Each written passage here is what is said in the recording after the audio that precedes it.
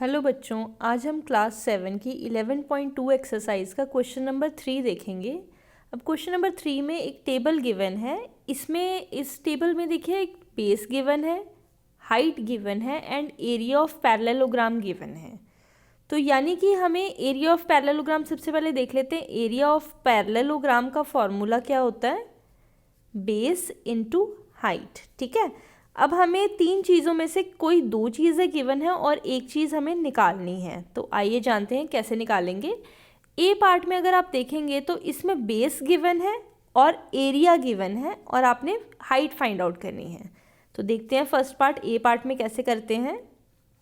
Base आपके पास क्या given है? 20 सेंटीमीटर एंड एरिया हमें गिवन है 246 सेंटीमीटर स्क्वायर। तो हाइट फाइंड आउट करनी है। तो सबसे पहले एरिया का फॉर्मूला क्या होता है बच्चों? Base into height. अब वैल्यूज़ यहाँ पे नीचे पुट कर लेंगे। एरिया की वैल्यू क्या है बच्चों? 246। तो एरिया के नीचे मैंने 246 लिखा। बेस के नीचे क्या लिखेंगे? 20 एंड हाइट आपने फाइंड आउट करनी है। अब वही इक्वेशन वाले क्वेश्चन में जैसे हाइट इधर ही रह जाएगी और 20 यहाँ पे देखो हाइट के साथ मल्टीप्लाई हो रहा है, तो इस साइड जाके हाइट के साथ इस साइड जाके इज इक्वल टू के दूसरी साइड पे जाके डिवाइड हो जाएगा, राइट। So 246 divided by 20। ठीक है, अभी बच्चों यहाँ पे देखो 2 से कटिंग हो रही है। 2 1 ज़ा 2 0 एंड यहाँ पे कितना आएगा? 1 2 3। तो हाइट की वैल्यू क्या आ जाएगी हमारे पास? 123/10। तो फाइनली हम इसको लिख लेते हैं। ये एक ज़ीरो है तो यहाँ पे एक पॉइंट लगा सकते हैं, 12.3 सेंटीमीटर। ठीक है, सिमिलरली हमने सारे पार्ट्स करने हैं। देखिए दो पार्ट्स आपको गिवन है और एक पार्ट आपने फाइंड आउट करना है। ठीक है, अब बी पार्ट देखते हैं। हाँ जी बच्चों, बी पार्ट में देखें, अब बेस हमें गिवन नहीं है, हाइट गिवन है और एरिया गिवन है। हमने क्या निकालना है? बेस निकालना है। ठीक है, तो सिंपली वही है, एरिया का फॉर्मूला सबसे पहले लिखना है बेस इनटू हाइट। जो जो वैल्यूज़ गिवन है आपको उसके नीचे लिख लेना है। एरिया कितना गिवन है बच्चों? 154.5।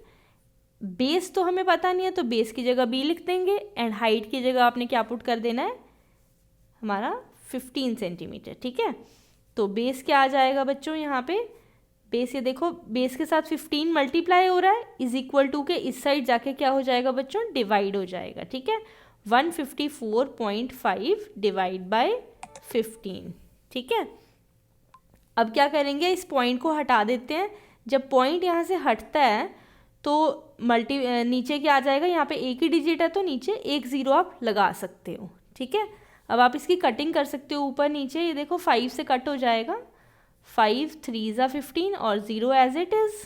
ये किससे जाएगा? ये देखिए 5 3 ज़ा 15, 45 है तो एक ज़ीरो लगाना पड़ेगा और 9। आप इसको डिवाइड करके भी देख सकते हैं। अगर आपको ये डिफ़िकल्ट लग रहा है तो आप इसको ऊपर और नीचे 5 के टेबल से आप डिवाइड कर लीजिए। ठीक है, तो पहले इसको ठीक करके लिख लेते हैं छोटा छोटा, नहीं तो एकदम से आप इसी में कर देंगे तो थोड़ा ज़्यादा भीड़ा भीड़ा हो जाता है। ठीक है, तो वो अच्छा नहीं लगता देखने में और गलतियाँ होने के चांसेस भी बहुत ज़्यादा होते हैं।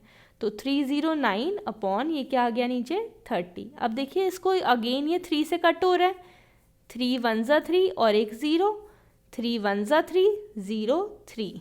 तो बेस की वैल्यू क्या आ गई? 10 103 अपॉन 10। अब नीचे एक ज़ीरो है तो यहाँ पे एक डिजिट के बाद पॉइंट लगा सकती हूँ मैं। तो बेस की वैल्यू हमारे पास क्या आ गई? 10.3 सेंटीमीटर। ठीक है, तो सबसे पहले हमारा बी पार्ट भी सॉल्व हो गया। अब सी पार्ट में क्या गिवन है बच्चों? ये देखो सी पार्ट में अगेन बेस हमें नहीं पता, हाइट पता है और एरिया पता है। ठीक है, अब आप इसको सॉल्व कर लेते हैं C part. So again area is equal to base into height.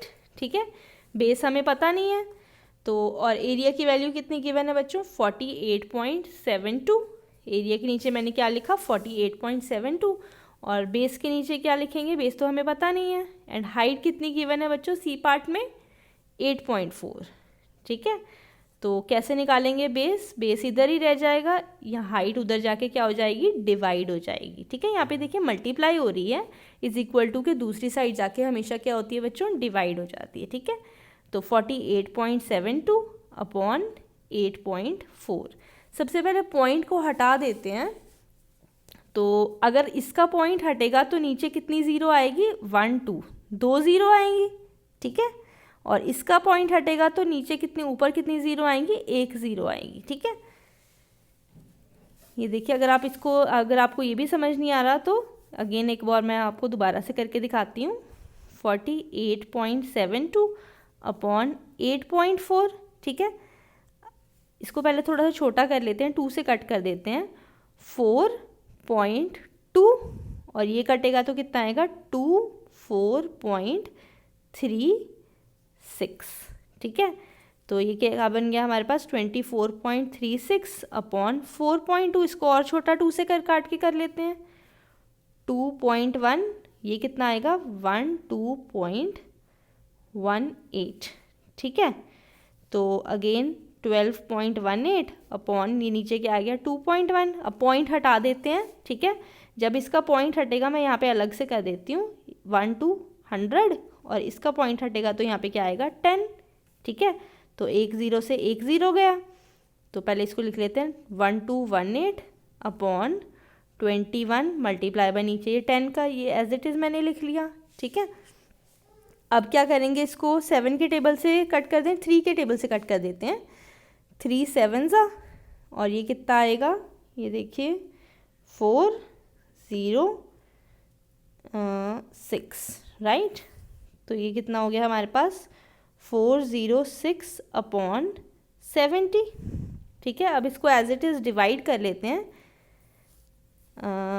ये देखिए 406 को 70 से अगर डिवाइड करेंगे तो किससे जाएगा ये, अब हमें डिवीजन करके देखनी पड़ेगी।